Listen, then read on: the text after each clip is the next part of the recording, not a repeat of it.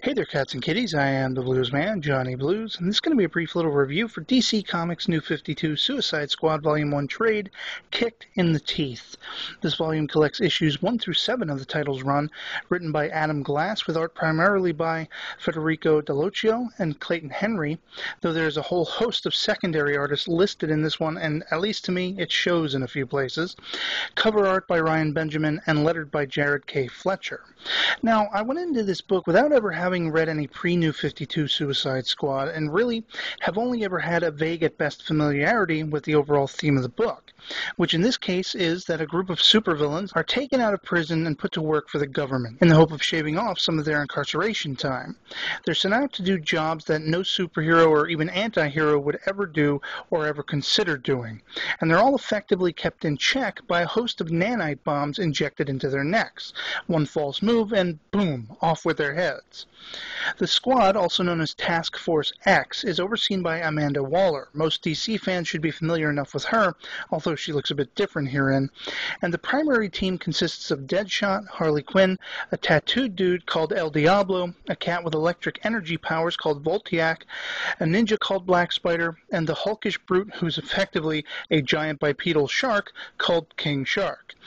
Other characters do feature, like sizably interchangeable Yo-Yo, the ditzy twin sisters Lime and Light, Savant, who gives Deadshot a run for his money, as well as Captain Boomerang, all of which enter and exit the fray as mainstays are killed off, set up, or otherwise. From the start, interspersed with page-length flashbacks identifying what led these characters to be incarcerated in the first place, we see the team are being tested through torture.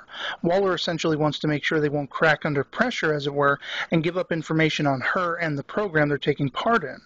Savant, being the only one to give in issue number 1, disappears for a while, only to return in a somewhat surprising fashion in the last few issues collected herein. Once the main 6 have proven their worth, though, they're immediately sent out on their first official mission, which I thought was a pretty clever issue 1 cliffhanger, as all they're told is they have to wipe out an entire stadium full of people. This turns out to be true due to a nanovirus breakout that essentially turns people into Borgified zombies. The only catch is they have to pinpoint and secure a particular woman, who is believed to be the carrier, and take from her a package of the soon-to-be-born diaper-wearing type so a cure or pathogen can be made. The team lives up to their name in this sequence when one of their own is shot and left behind and made a patsy for the unfolding massacre, this being the recurring theme time and again. After another mission or two, there comes a point where Harley learns of New 52 Joker's having gotten somewhat of a permanent facelift.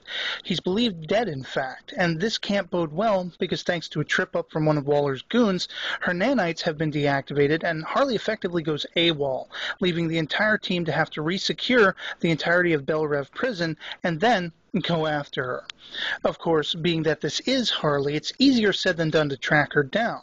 And the weird and intriguing are ramped up toward the volume's conclusion as we see a whole horde of Joker's henchmen dressed up to look like Harley sent to divert the squad, while Harley herself takes an interesting stroll down memory lane, showcasing how she met and was won over by the Joker and subsequently became the Harley Quinn she is now.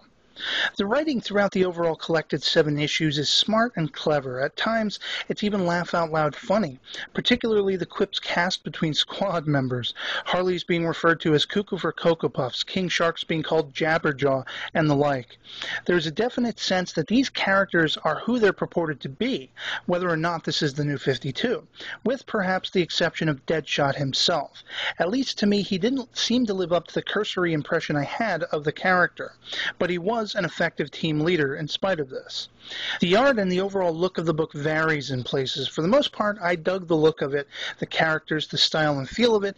There are some gory elements, the action sequences are well done, but there are several notable places where the many different hands that were involved shows through. This isn't necessarily a major issue, but it is notable for being noticeable, and might, to the discerning eye, take you out of the flow of the story. And I would be remiss if I didn't venture to discuss, albeit briefly, the controversy surrounding this title and one of its primary characters, that being Harley Quinn herself. A lot of folks have been up in arms about the various things DC has done with the New 52, moreover which being the redesigns of various characters' appearances. Harley is no exception. I, too, as of the time of this recording, have found a lot to be desired with DC's latent publishing and advertising practices. But what I will say, for me personally, is that the issue of Harley's look is superficial at best, to my estimation. It shouldn't impact people as negatively as it does, as in all things comic book, I believe this is largely temporary. Why is it, I have to ask, that the appearance of Harley Quinn in the Arkham Asylum video game and its sequel have been largely well received, and this, which by degrees looks very similar to her appearance in Arkham City, has not been? I am a fanboy, this I admit, and I too have had my day to complain about something changed or done to a character I love that I wasn't happy with. But in reading this volume, I still sense that this is Harley Quinn. I never doubted it. I didn't look at her appearance and judge her to not be the character I had loved and been familiar with since her creation. There are likely differences, nuances I may not have detected that more pursuant fans would identify, but to me, this was her. And to say that it's not Harley Quinn simply because she looks a bit different is a bit outlandish to me. I frankly enjoyed what she brought to the book. That being said, what I do take issue with is the way DC has marketed and advertised her character, as well as others. I'm looking at you, Starfire, Catwoman to a smaller degree, and hell, even Amanda Waller, with a sense of over-sexualizing their female characters. All too often as of late are we seeing these characters pimped out with sleeker, overly unrealistic body sizes and looks, and there being little in the way of provocation when it comes to sexually suggestive themes.